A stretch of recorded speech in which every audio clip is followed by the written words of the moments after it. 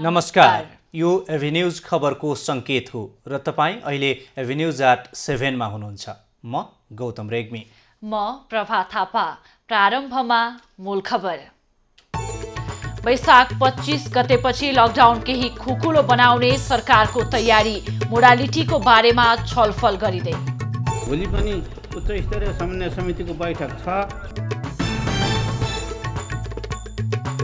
Corona विरुद्धको लडाईँमा budget अभाव हुन नदिएको अर्थमन्त्रीको भनाई, रकमान्तर गरी 3 अर्ब 42 करोड निकासा। 2 अर्ब 34 करोड निकासा गरिएको छ। कोरोना रोकथामका लागि जथाभावी कीटनाशक औषधिको प्रयोग, स्वास्थ्यमा गम्भीर असर पर्ने भन्दै सचेत हुन स्वास्थ्य मन्त्रालयको आग्रह। आगामी बजेटबारे संसदीय समितिमा छलफल तीव्र, कोरोनाको असर मूल्याङ्कन गरेर बजेट ल्याउन पूर्व अर्थमन्त्रीहरूको सुझाव। एउटा चाहिँ कोष हामीले गरौँ र बैंकलाई नै पैसा।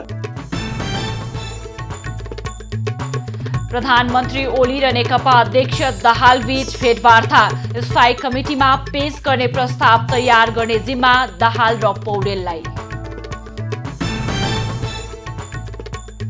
सांसद यादवले दिएको अपहरण जाहेरी सरकारी वकिल कार्यालयमा दर्ता, 2 सांसद र पूर्व प्रहरी प्रमुख खनाल पनि पुगे मानव अधिकार आयोग।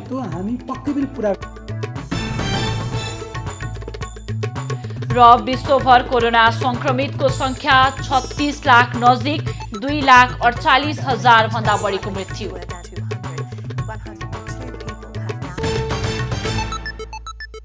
गौतम, कोरोना रोकथाम तथा नियन्त्रणका लागि अहिले लकडाउनको अवस्थामा छ र लकडाउनले गर्दा धेरै क्षेत्रहरू भनौँ या सबै क्षेत्र प्रभावित बनिरहेको बेलामा अब लकडाउन कहिलेसम्म भन्ने प्रश्न आम मानिस लगायत अन्यबाट पनि आइरहेको छ र अब कहिलेसम्म हुन्छ भन्ने कुराहरू एकदमै चासोको विषय पनि बनेको छ। हुन त अब सरकारले कोरोना भाइरसको सङ्क्रमण फैलिन नदिन लकडाउन नै सबैभन्दा उत्तम उपाय ठानेर अहिले लकडाउन जारी राखेको छ। अब पछिल्लो लकडाउन 25 गते सकिँदैछ, तर अब यसको स्वरूप कस्तो हुने भन्ने विषयमा पनि छलफल जारी छ र अब बस्ने मन्त्री परिषद बैठकले यसको टुङ्गो लगाउने बताइएको छ। अब एभिन्यूज@7 प्रारम्भ गरौँ लकडाउन के हुने भन्ने सम्बन्धी प्रसङ्गबाटै। सरकारले वैशाख 25 गतेपछि लकडाउनलाई केही खुकुलो बनाउने भएको छ। कोरोना रोकथाम तथा न्यूनीकरण गर्न गठित उच्चस्तरीय समन्वय समितिको बैठकले लकडाउन थप्ने र केही ठाउँमा खुकुलो बनाउने विषयमा तयारी थालेको हो। समितिले भोलिसम्ममा 25 गतेपछिको लकडाउनको प्रारूप तयार गरेर त्यसलाई कार्यान्वयन गर्न सरकारलाई सिफारिस गर्ने तयारी गरेको छ।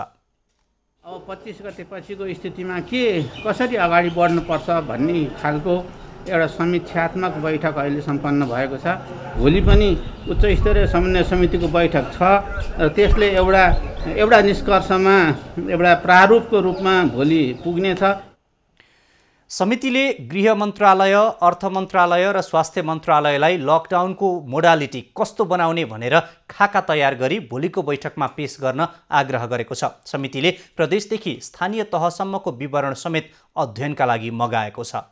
नेपाल सरकारलाई उच्च स्तरीय समन्वय समितिको तर्फबाट भोलि एउटा मस्यौदाको रूपमा भोलि प्रस्ताव हुन सक्ने। जारी लकडाउनलाई थप 2 सातासम्म निरन्तरता दिने, निश्चित समयका लागि आंशिक बन्देज लगाई मुख्य क्रियाकलाप खुला राख्ने र सुरक्षा सावधानी अपनाएर लकडाउन नगर्ने 3 विकल्पमा समितिमा छलफल भइरहेको छ। संक्रमण देखिएका 14 जिल्लामा थप 15 दिनसम्म लकडाउन लम्ब्याउने र अन्य जिल्लामा आंशिक खोल्ने गरी आन्तरिक छलफल भइरहेको छ।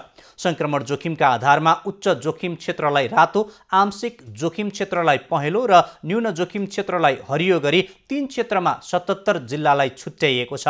29 जिल्लालाई रातो, 28 जिल्लालाई पहेँलो र 20 जिल्लालाई हरियो क्षेत्रमा गृह मन्त्रालयले छुट्याएको हो, जसमा प्रदेश 1 का 8 र प्रदेश 2 का सबै 8 जिल्लालाई रातो अर्थात् उच्च जोखिममा राखिएको छ। उच्चस्तरीय समितिको सिफारिस अनुसार मन्त्री परिषद बैठकले लकडाउन सम्बन्धी आवश्यक निर्णय गर्नेछ। पछिल्लो पटक थप गरिएको लकडाउन वैशाख 25 गतेसम्म कायम छ। सरकारले कोरोना संक्रमण नियन्त्रणका लागि चैत 11 गतेदेखि लकडाउन लागू गर्दै आएको छ। नेपालमा पछिल्लो 24 घण्टामा थप कुनै पनि व्यक्तिमा कोरोना भाइरसको संक्रमण पुष्टि नभएको स्वास्थ्य तथा जनसङ्ख्या मन्त्रालयले जनाएको छ। आज मन्त्रालयले आयोजना गरेको नियमित पत्रकार सम्मेलनमा नयाँ सङ्क्रमित नथपिएको जानकारी दिइएको हो। अहिलेसम्म नेपालमा कुल सङ्क्रमितको सङ्ख्या 75 रहेको छ, जसमा 16 जना उपचारपछि निको भएर घर फर्किएका छन् भने 59 जनाको विभिन्न अस्पतालमा उपचार भइरहेको छ। अस्पतालमा भर्ना भएका सबैको अवस्था सामान्य रहेको छ। धनगढीमा 1, भरतपुरमा 1, वीरगञ्जमा 9 र विराटनगरमा 31 जना गरी कुल 59 जनाको यी अस्पतालहरूमा यी स्थानमा रहेका कोरोना अस्पताल तथा प्रादेशिक सङ्घीय अस्पतालहरूमा उपचार भइरहेको छ। हालसम्म हामीलाई प्राप्त जानकारी अनुसार सबैको स्वास्थ्य स्थिति सामान्य रहेको छ। नेपालमा प्रदेश नम्बर 1 कोरोना सङ्क्रमणबाट सबैभन्दा बढी प्रभावित भएको छ। कर्णाली प्रदेशमा अहिलेसम्म सङ्क्रमण देखिएको छैन। कुल सङ्क्रमितको सङ्ख्या 75 पुग्दा प्रदेश नम्बर 1 मा मात्रै 31 जनामा सङ्क्रमण देखिएको मन्त्रालयले जनाएको छ। प्रदेश नम्बर 5 मा 17 र प्रदेश नम्बर 2 मा 13 जनामा सङ्क्रमण देखिएको छ। यस्तै बागमती प्रदेशमा 7 र सुदूरपश्चिम प्रदेशमा 5 जनामा सङ्क्रमण देखिएको छ। सङ्क्रमित 75 मध्ये 58 पुरुष र 16 जना महिला रहेका छन्। सोमबारसम्म देशभर 13,640 PCR परीक्षण गरिएको छ भने 50,845 RDT गरिएको छ। त्यस्तै पछिल्लो 24 घण्टामा 1,382 परीक्षण भएका छन्। देशभर क्वारेन्टिनमा रहेकाको सङ्ख्या 21,523 रहेको छ भने आइसोलेसनमा 106 जना उपचाररत छन्।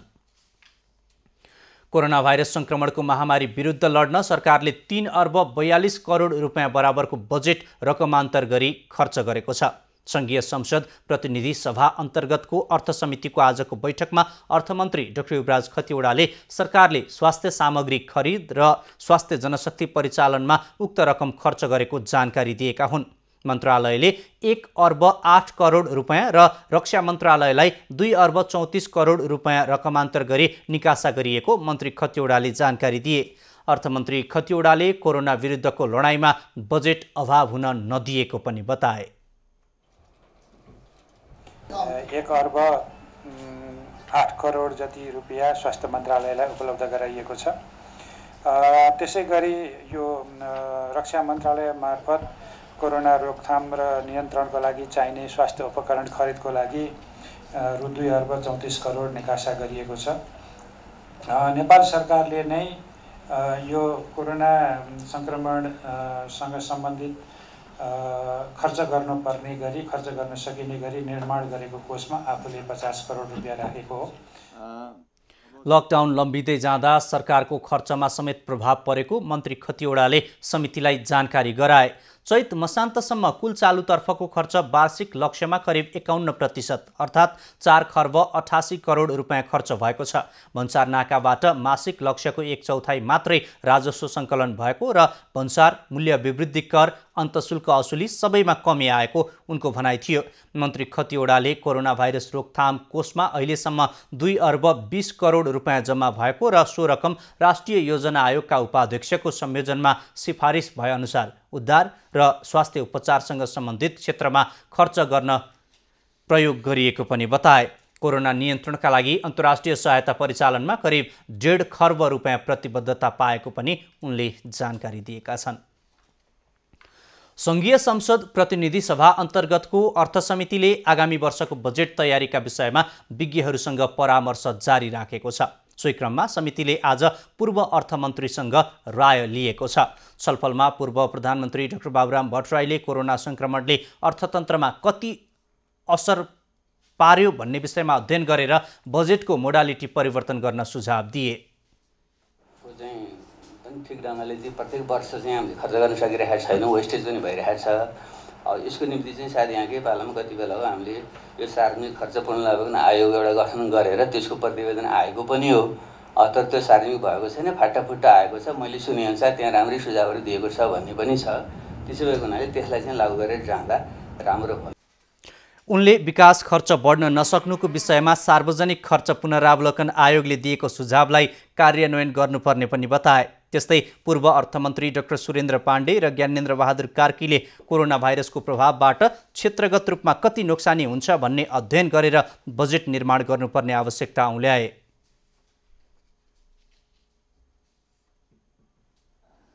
न बाटो साफ न केही, 5 अरब रुपियाँ त्यसमा हालेका छौँ, 13 अरब। बरु यो पैसा यी र यस्ता पैसा युवा स्वरोजगार यसलाई 50 अरबको एउटा चाहिँ कोष हामीले गरौँ र बैंकलाई नै पैसा दिउँ। मुलुकमा एउटा बेरोजगारीको स्थिति छ र उनीहरू आइसकेपछि अरू ठुलो बेरोजगारको स्थिति चाहिँ मुलुकमा सृजना हुन सक्दछ र त्यो बेरोजगारको स्थितिबाट मुलुकलाई बचाउनका निम्ति जति छन् ती सबै फर्केलान् भन्ने कुरो छैन, तर जति फर्किन्छन् तिनीहरूलाई हामीले उचित व्यवस्थापन गर्न सकेनौँ भनेदेखि यसले हाम्रो अर्थतन्त्रमा नकारात्मक प्रभाव त पार्छ नै। छलफलमा मन्त्री डाक्टर युवराज खतिवडाले कोरोना भाइरसको रोकथामका लागि लकडाउन लागू गरिएका कारण राजस्वमा चाप परेको र यसले दीर्घकालसम्म असर पार्ने बताए। सरकारले खर्च गर्ने बजेटका लागि अन्तर्राष्ट्रिय सहायता परिचालन मार्फत रकम जुटाउने कोसिस गरिरहेको उनको भनाइ थियो। राष्ट्रिय सहायता परिचालनमा हामीले अलिकति बढी जोड गरेका छौँ र अन्तर्राष्ट्रिय सहायता परिचालनमा चाहिँ उल्लेख्य प्रतिबद्धता प्राप्त भएको छ।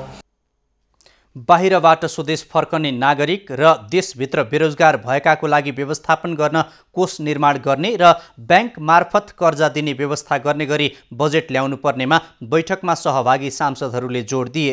कोरोना भाइरसबाट सिर्जित अर्थतन्त्रलाई सबै पक्ष मिलेर काम गर्नुपर्ने र बजेटले पुरानो प्रवृत्तिभन्दा नयाँ मोडालिटी अपनाउनु पर्ने सुझाव सांसदहरूको छ। उद्योगी, व्यवसायी एवं अर्थविदहरूले अर्थतन्त्रको पुनरुत्थान र जनस्वास्थ्यमा जोड दिने गरी बजेट आउनुपर्ने बताएका छन्। प्रतिनिधि सभा अन्तर्गत राष्ट्रिय सभाको आजको बैठकमा नेपाल उद्योग वाणिज्य महासंघका वरिष्ठ उपाध्यक्ष शेखर गोल्छाले अर्थतन्त्रको पुनरुत्थानका लागि औद्योगिक वातावरण निर्माण गर्ने र जनस्वास्थ्यको क्षेत्रमा लगानी बढाउने गरी बजेट आउनुपर्ने बताएका हुन्। उद्योग प्रतिष्ठानहरू पूर्ण रूपमा बन्द भएको र रोजगारीको अवसरहरू गुमेको अवस्थामा सरकारले बजेट मार्फत संरक्षण गर्नुपर्ने उनको भनाइ छ। अहिले भइरहेको रेटमा चाहिँ 20% छुट उद्योगको लागि बल्क पर्चेसको लागि हुनुपर्छ। त्यसले चाहिँ उद्योग बढ्यो भने त्यसले बढी हामी रोजगारी सृजना गर्न सक्छौँ र बढी हामी अर्थतन्त्रमा आफ्नो सेवा पुर्याउन सक्छौँ भन्ने हामीले एउटा सुझाव दिएका छौँ। अर्थविदहरूले पनि कोरोना भाइरसको रोकथामका लागि अवलम्बन गरिएको व्यवस्थाबाट अर्थतन्त्रमा गम्भीर असर पारेको र अर्थतन्त्रलाई उकास्नका लागि नियमित भन्दा फरक प्रकृतिको बजेट हुनुपर्ने बताएका छन्। किनभने केन्द्रका चाहिँ मान्छेहरूमा अब फिल्डको चाहिँ अवस्था त्यति धेरै थाहा हुँदैन है र स्थानीय तहमा नै अहिले फोकस गर्नुपर्ने अवस्था छ। कोरोना भाइरसको महामारीबाट सिर्जित अर्थतन्त्रलाई बचाउन कृषिमा लगानी बढाउनु नै पहिलो उपाय भएको अर्थविदको भनाइ छ। बजेट मार्फत दलाल पुँजीलाई राष्ट्रिय पुँजीमा रूपान्तरण गर्ने उपायको खोजी हुनुपर्ने, सहज रूपमा वैदेशिक लगानी भित्र्याउनु पर्ने र स्वास्थ्य तथा शिक्षाको क्षेत्रमा अधिकतम सीमासम्म बजेट विनियोजन गर्नुपर्ने सुझाव पनि आएको छ। स्वास्थ्य मन्त्रालयले कोरोना संक्रमणबाट जोगाउन भन्दै मानिसको शरीरमा प्रयोग भइरहेको कीटनाशक झोल डिसइन्फेक्सन स्प्रेले मानव शरीरमा असर पुर्याउने भन्दै प्रयोग नगर्न सचेत गराएको छ। कीटनाशक झोल मानिसको शरीरमा सिधै प्रयोग गर्न नहुने र यसले कोरोनाका कीटाणु पनि नमार्ने मन्त्रालयले जनाएको हो। शरीरमा कीटनाशक पदार्थ छर्कँदैमा कोरोना भाइरस निको नहुने तर त्यसले स्वास्थ्यमा गम्भीर असर गर्ने भन्दै मन्त्रालयले त्यस्तो नगर्न सचेत गराएको हो। सकेपछि अल्कोहल, कुनै ब्लिच, कीटनाशक झोल, क्लोरिन जस्ता डिजिन्फेक्टहरू जो शरीरमा लगाउँदा वा छर्कदा यो भाइरस नाश हुँदैन, यो भाइरस मर्दैन। किनभने यो भाइरसको वृद्धि त हाम्रो मानिसको शरीरमा रहेका कोषहरूभित्र भइरहेको हुन्छ। त्यसैले मानिसमा सिधै यस्ता कीटनाशक पदार्थहरू छर्किनु हानिकारक छ। कीटनाशक झोलमा पानीमा मिसाइएको सोडियम हाइड्रोक्लोराइड र क्लोरिनको झोल हुने भएकाले त्यसले आँखा, नाक, मुख आदिमा हानि पुर्याउने चिकित्सकहरूको भनाइ छ। क्लोरिनले श्वास प्रश्वासको समस्या देखिन सक्ने बताइएको छ। कोरोना भाइरसको संक्रमण देखिएको सुरुको समयमा विभिन्न देशहरूले यस्तो स्प्रे गरेका थिए, तर पछि विभिन्न अध्ययनले त्यो स्प्रेले मानव शरीरलाई हानि गर्ने देखिएपछि सरकारले रोक्न भनेको भएको छ। देशका विभिन्न स्थानमा कीटनाशक झोलहरू शरीरमा छर्कने गरिएका खबर तथा तस्बिरहरू सार्वजनिक भएपछि मन्त्रालयले सर्वसाधारणलाई सचेत गराएको हो।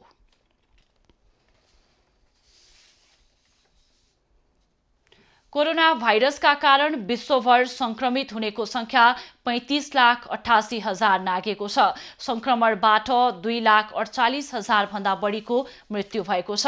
अमेरिकामा मात्रै कोरोना संक्रमणबाट मृत्यु हुनेको संख्या 68,600 नाघेको छ। अहिलेसम्म अमेरिकामा 11,89,000 भन्दा बढी संक्रमित भइसकेका छन्।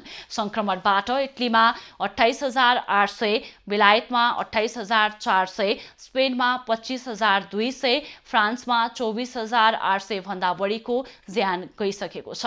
त्यसैगरी भारतमा कोरोना संक्रमितको संख्या 42,670 पुगेको छ भने 1,395 जनाको मृत्यु भइसकेको छ। त्यस्तै पाकिस्तानमा संक्रमितको संख्या 20,186 पुगेको छ भने 462 जनाले ज्यान गुमाइसकेका छन्। विश्वभर 11,61,000 भन्दा संक्रमित उपचारपछि निको भएर घर फर्किएका छन्।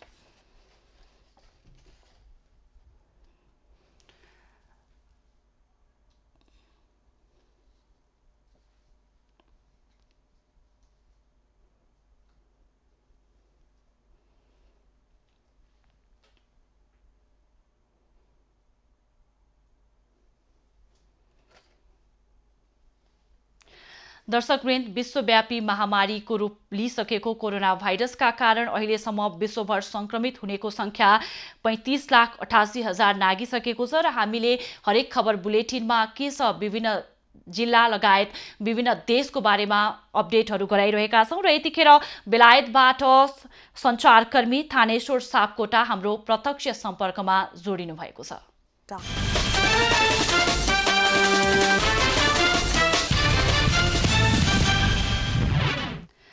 थानेश्वरजी, यहाँलाई एबी न्यूज खबरमा स्वागत छ।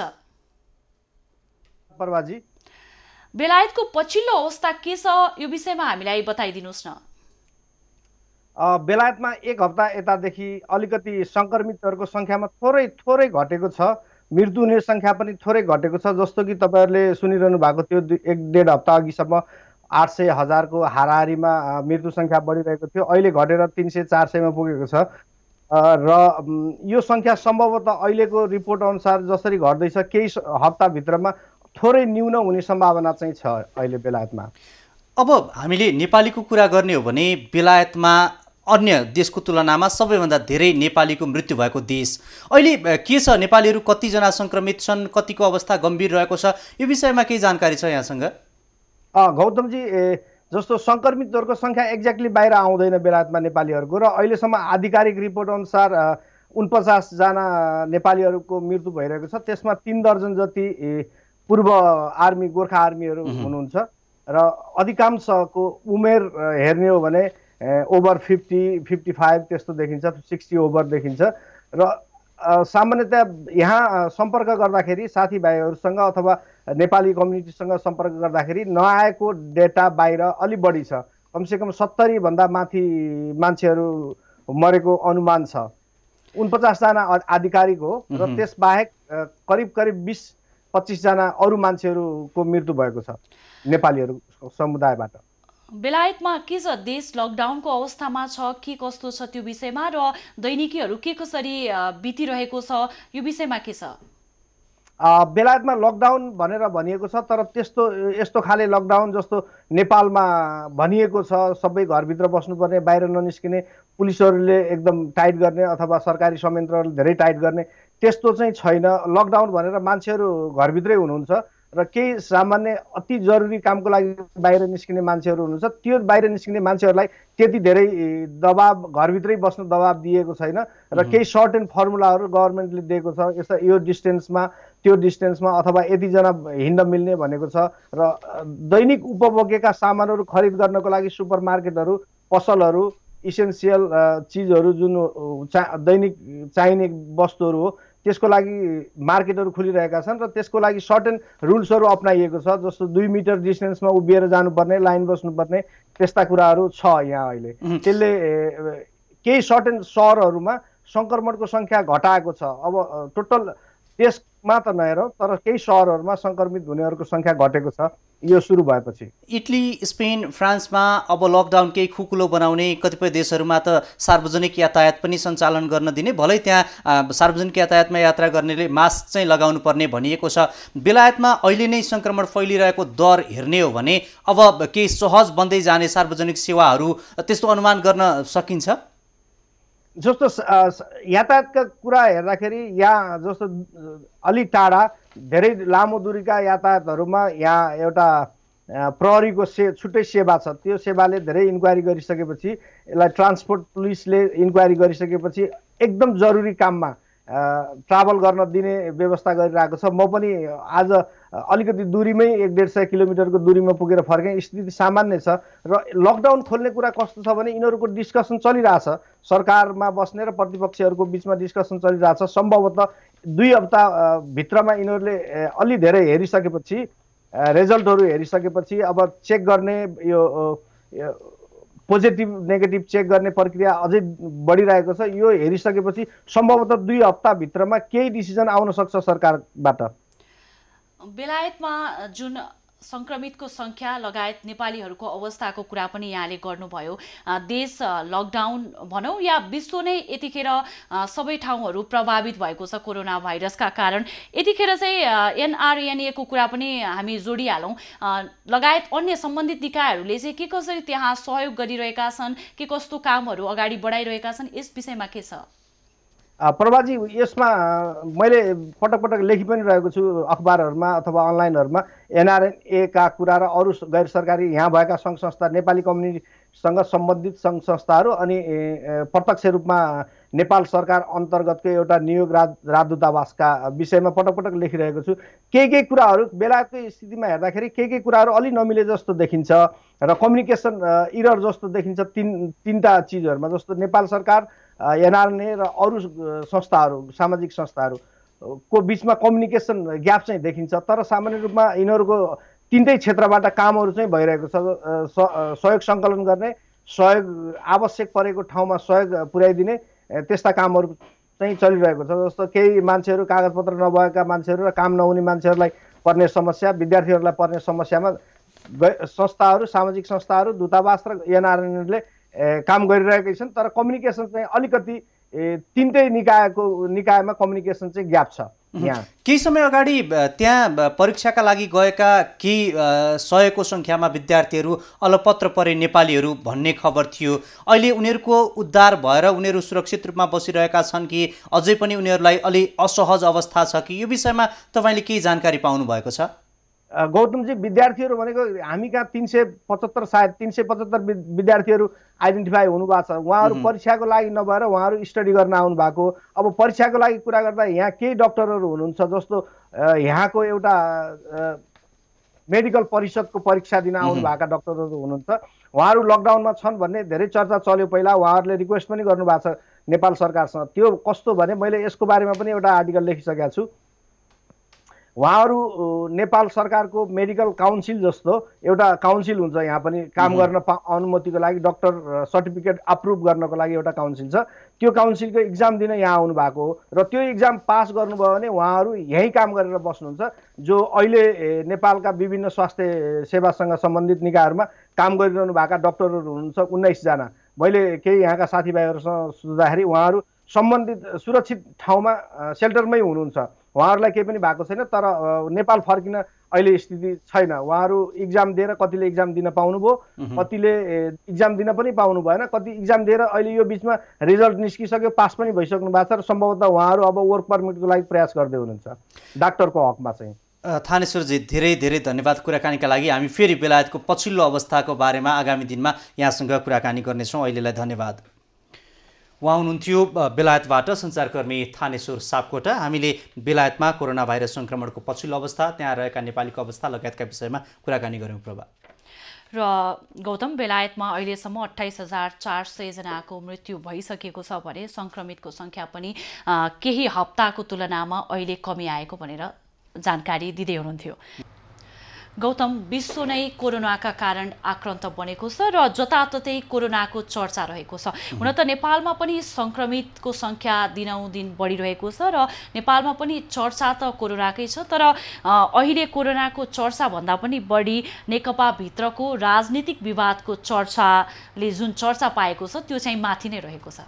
हो प्रभा, हुन त गत शनिबार नेकपा सचिवालयको बैठक बसेको थियो र त्यो बैठकले विवाद केही हदसम्म मत्थर पार्ने प्रयास गरेको छ र अझै पार्टीभित्र देखिएको विवादलाई सल्टाउनका लागि दुई अध्यक्ष लागि परेका छन्, प्रधानमन्त्री केपी ओली र अर्का अध्यक्ष पुष्पकमल दाहाल। अहिले अब आउने स्थायी कमिटीमा पेश गर्ने एजेन्डाका विषयमा दुई अध्यक्षबीच छलफल भइरहेको छ। अब यसै सम्बन्धी थप खबर। सत्तारूढ नेकपाको स्थायी कमिटी बैठकमा पेश गरिने प्रस्ताव अध्यक्ष पुष्पकमल दाहाल र महासचिव विष्णु पौडेलले तयार गर्ने भएका छन्। आज प्रधानमन्त्री निवास बालुवाटारमा प्रधानमन्त्री एवं पार्टी अध्यक्ष केपी ओली र अर्का अध्यक्ष दाहाल बीच भएको भेटमा कार्यकारी अध्यक्ष र महासचिवले प्रस्ताव तयार पार्ने सहमति जुटेको हो। शनिबार भएको सचिवालय बैठकको सहमति अनुसार दुई नेतालाई प्रस्ताव तयार पार्ने जिम्मेवारी दिइएको हो। दुई नेताले तयार गरेको प्रस्तावलाई बुधबार बस्ने सचिवालय बैठकबाट अनुमोदन गर्ने सहमति अध्यक्षद्वयले गरेका छन्। सचिवालय बैठकको सहमति अनुसार अध्यक्ष ओली सरकार सञ्चालन र अर्का अध्यक्ष दाहाल पार्टी सञ्चालनको जिम्मेवारीमा केन्द्रित हुने विषयमा पनि आजको बैठकमा सहमति भएको छ। गत मङ्सिर 4 गते भएको 4 बुँदे सहमतिमा यस्तो कार्यविभाजन भए पनि त्यसको व्यवहारिक कार्यान्वयन हुन सकेको थिएन।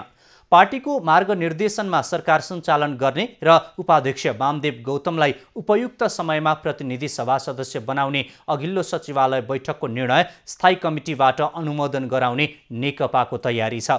प्रधानमन्त्री ओलीले पार्टीमा परामर्श बिना 81 दुई अध्यादेश ल्याएपछि पार्टीका शीर्ष नेता बीच नै तीव्र विवाद भएको थियो। तर त्यो विवाद प्रधानमन्त्री केपी ओलीले शनिबारको सचिवालय बैठकमा आत्मालोचना गरेपछि साम्य भएको छ।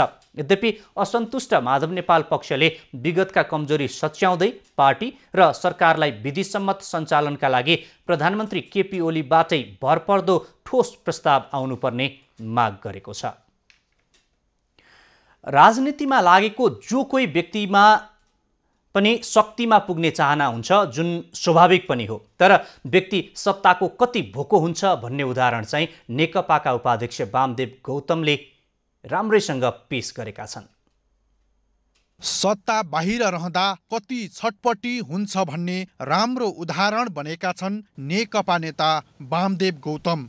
2074 सालको निर्वाचनमा बर्दिया 1 बाट उम्मेदवार बनेका गौतम बर्दिया 1 मा प्रतिस्पर्धीको भन्दा 29,000 बढी मत थियो।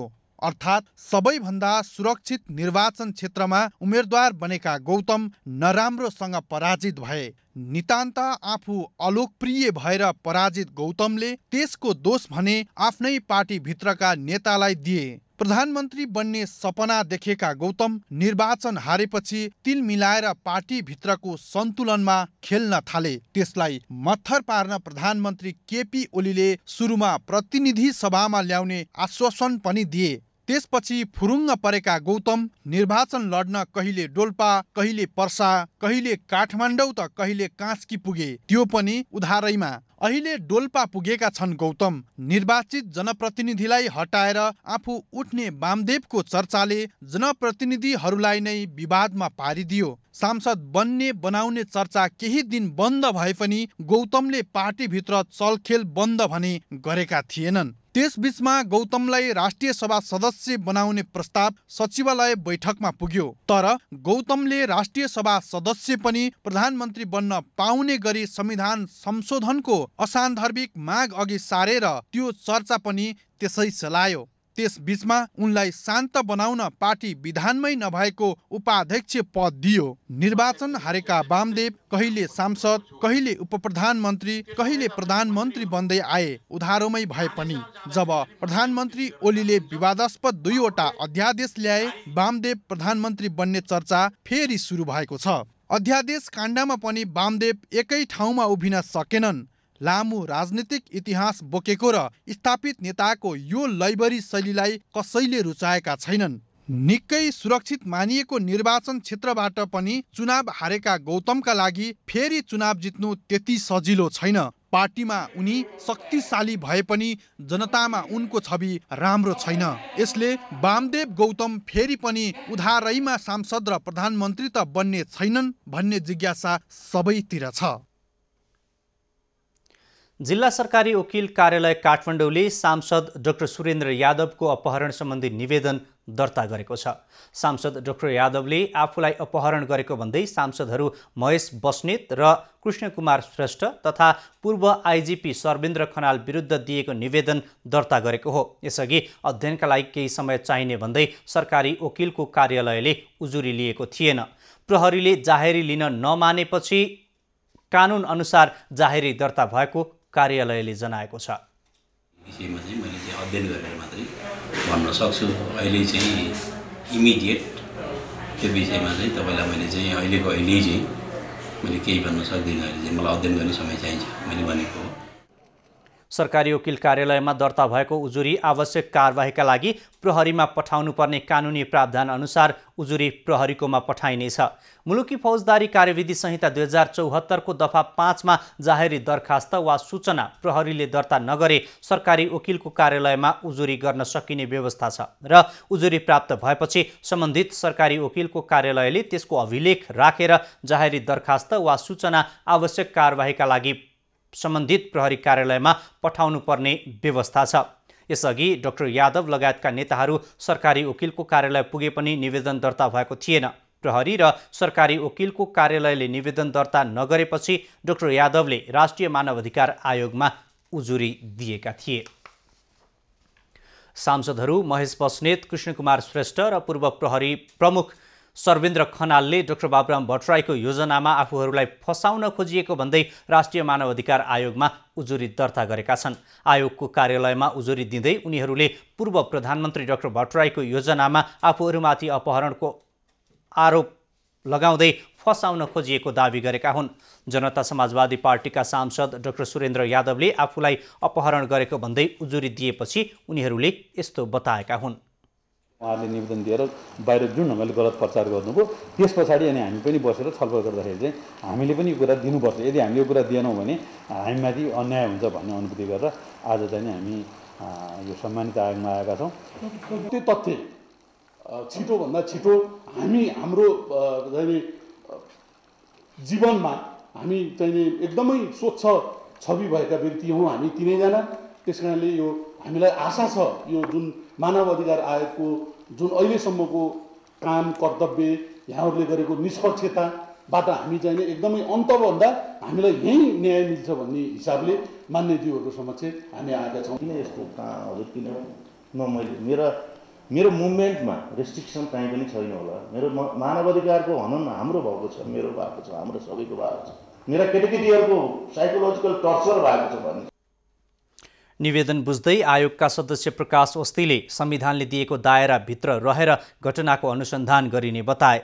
दुवै उजुरी एकै ठाउँमा राखेर अनुसन्धान गरिने उल्लेख गर्दै मानवाधिकार उल्लङ्घन भए नभएको यकिन गरिने आयोगले जनाएको छ।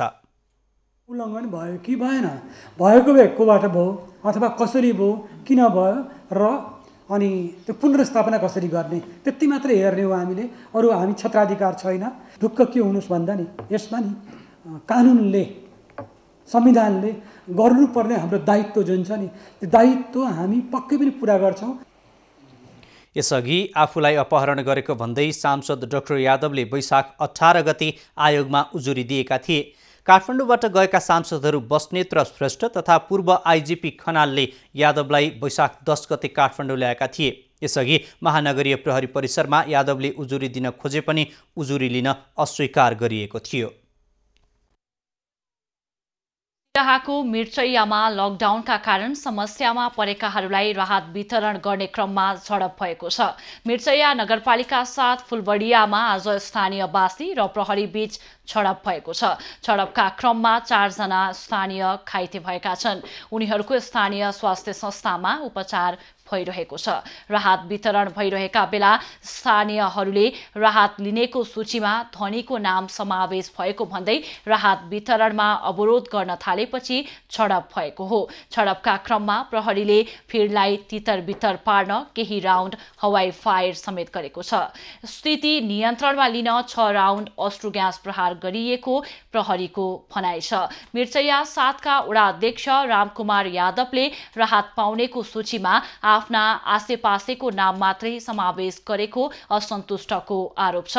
यता वडा अध्यक्ष यादवले कुनै पूर्वाग्रही नराखी निष्पक्ष तरिकाले वास्तविक विपन्न गरिब परिवारलाई राहत वितरण गर्न खोज्दा विवाद सिर्जना गरिएको बताएका छन्। यसअघि मिर्चैया नगरपालिकाको अन्य वडाहरूमा पनि राहत वितरण गर्ने क्रममा विवाद भएको थियो। सरकारले कोरोना भाइरसका कारण विदेशमा अलपत्र परेका नेपालीलाई प्राथमिकताका आधारमा स्वदेश फर्काउने तयारीमा रहेको जानकारी दिएको छ।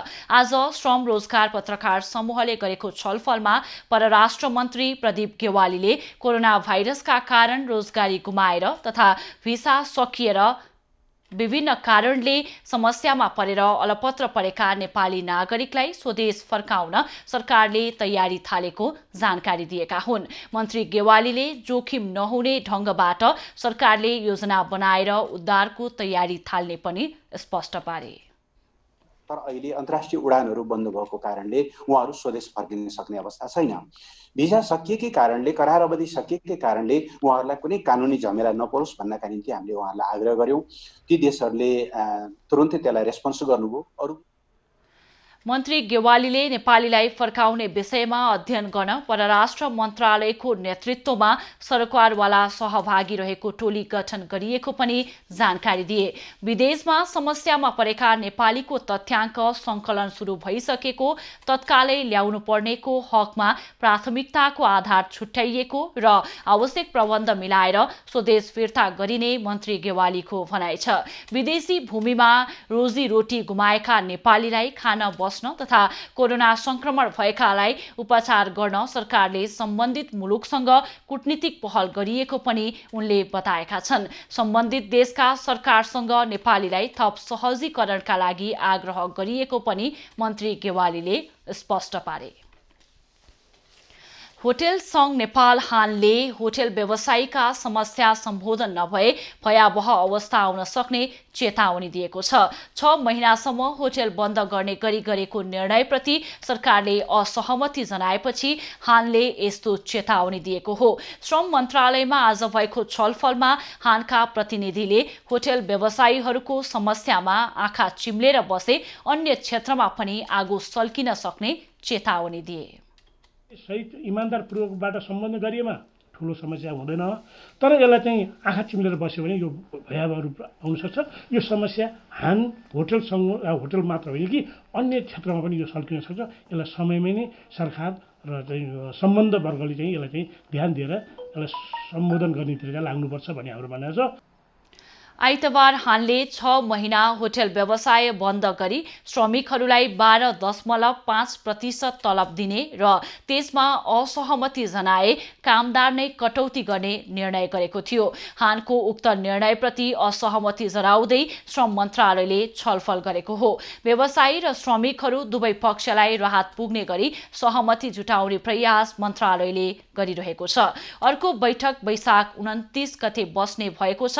सो बैठकमा ठोस सहमतिको प्रयास हुने श्रम मन्त्रालयले जनाएको छ। हानले आइतबार आगामी असोज मसान्तसम्म होटल व्यवसाय बन्द गर्ने निर्णय गरेको थियो। पूर्ण रूपमा होटल बन्द हुने अवस्थामा कामदारलाई 12.5% मात्रै तलब दिने, तर कामदारले त्यसमा असहमति जनाए आंशिक वा पूर्ण रूपमा कामदार कटौतीको प्रक्रिया सुरु गर्ने निर्णय पनि गरेको थियो। हानमा आबद्ध मुलुकभर पर्यटक स्तरदेखि 5 तारिक गरी करिब 3000 होटल आबद्ध छन्। यो निर्णयबाट 7 लाख कामदार प्रत्यक्ष प्रभावित भएका छन्। लकडाउनको समय थपिँदै जाँदा प्रदेश 2 का दलित र विपन्न परिवार थप मारमा परेका छन्। सुत्केरी र भर्खरै जन्मेका बालबालिकालाई पोषणयुक्त खानेकुराको अभाव भएपछि कुपोषणको समस्या बढ्ने देखिएको छ।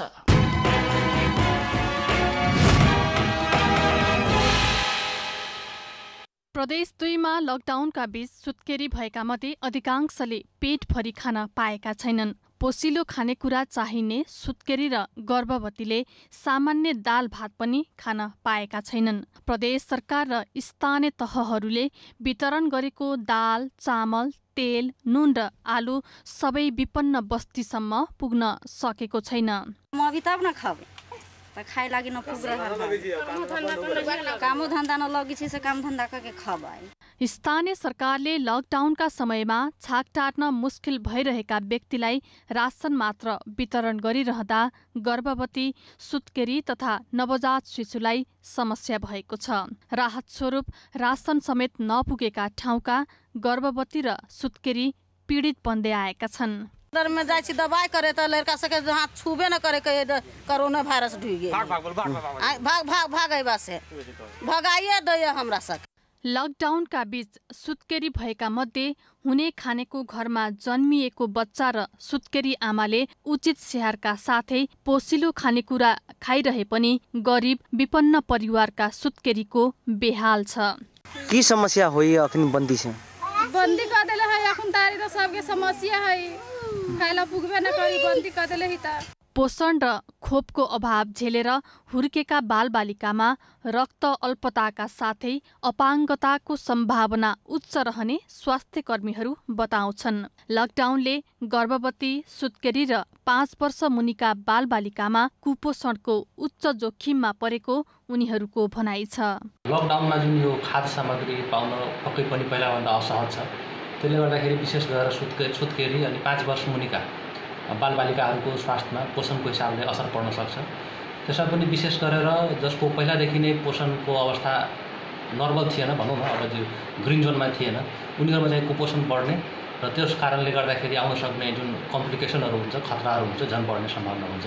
लकडाउनमा नवजात शिशुहरूलाई पर्याप्त दूध र खोपको कुरा कल्पनाको विषय हुन पुगेको छ। प्रदेश 2 त्यसै पनि नेपालको कर्णाली पछिको सबभन्दा बढी कुपोषण भएको क्षेत्र हो।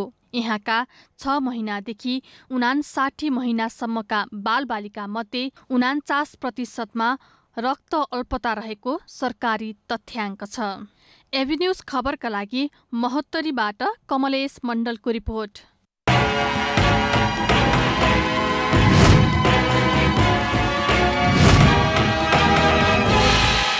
अब पालो नयाँ पुस्ताको।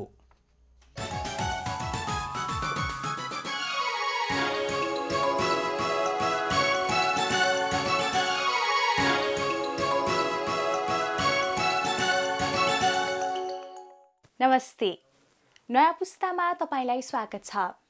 लकडाउनले घरमा थन्किएका विद्यार्थीलाई भुलाउने एउटा राम्रो उपाय बनेको छ अनलाइन कक्षा। अनलाइन कक्षा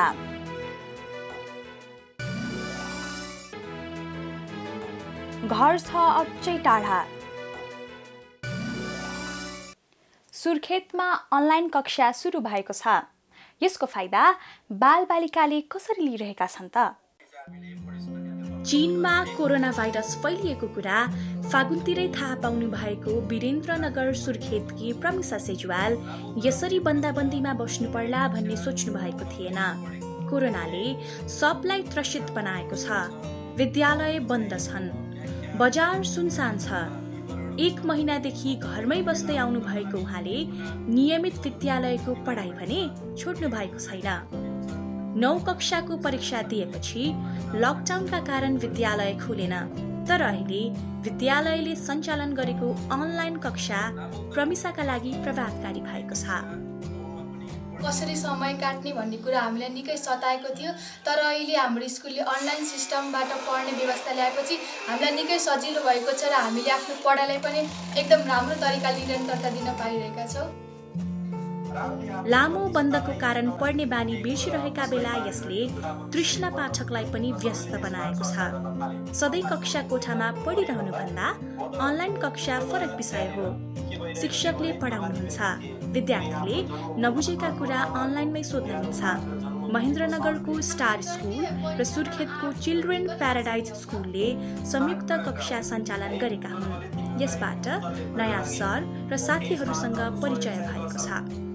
अब स्कुलमा पनि पढ्ने बेला सरहरूले पनि उत्तिकै गएर राम्रोसँग पढाउनुहुन्थ्यो अनि हामीलाई अहिले अनलाइन क्लासमा महेन्द्रनगरको स्कुलको सरहरूले पढाउँदा पनि उत्तिकै राम्रो लागेको छ।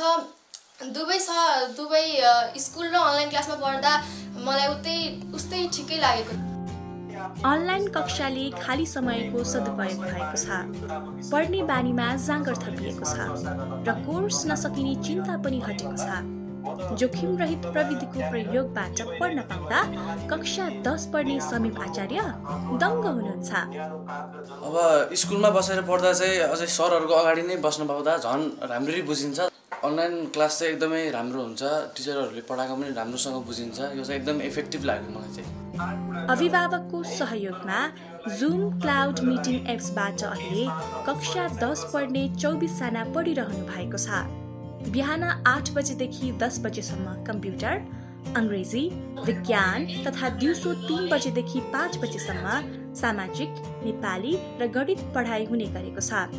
शिक्षकले अनलाइनमै गृह कार्य दिने र विद्यार्थीले अनलाइनमै गृह कार्य देखाउन मिल्ने व्यवस्था मिलाइएको छ। घर जाने आशामा उनीहरू आफ्ना बाआमासँग धादिङदेखि नेपालगञ्जसम्म हिँडे, तर भारतको उत्तर प्रदेशको घर अझै धेरै टाढा छ। उनीहरू परिवारका सदस्यसँग धादिङ धार्केको इट्टाभट्टामा बसेर इट्टा बनाउने काम गर्थे। 1000 इट्टा बनाउँदा 1150 रुपैयाँ पाउँथे। तर कोभिड-19 को महामारीपछि इट्टा भट्टाका सञ्चालकले पैसा दिन बन्द गरेपछि भोकै पर्ने स्थिति आयो अनि 29 जना ससाना बालबालिका सहित 52 जना भारतीय मजदुरहरू पैदलै नेपालगञ्जतिर लागे, किनकि यहाँबाट उनीहरूको घर नजिक छ। घर जाने आशामा धादिङको धार्केबाट 6 दिनसम्म हिँडेर नेपालगञ्ज आएका यी भारतीय मजदुरहरूलाई नेपालगञ्जको महेन्द्र बहुमुखी क्याम्पसको क्वारेन्टाइनमा राखिएको छ। जिल्ला प्रशासन कार्यालयले नेपालगञ्ज उपमहानगरपालिकासँग समन्वय गरेर उनीहरूलाई त्यहाँ राखिएको हो।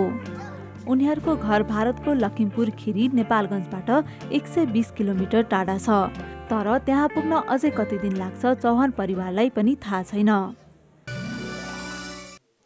यो कोरोना भाइरसको खतरा नतरुन्जेल घरमा नै बस्नुहोस्, सुरक्षित अनि स्वस्थ रहनुहोस्, आफूलाई रचनात्मक बनाउनुहोस्। आजलाई यति नै, बाई।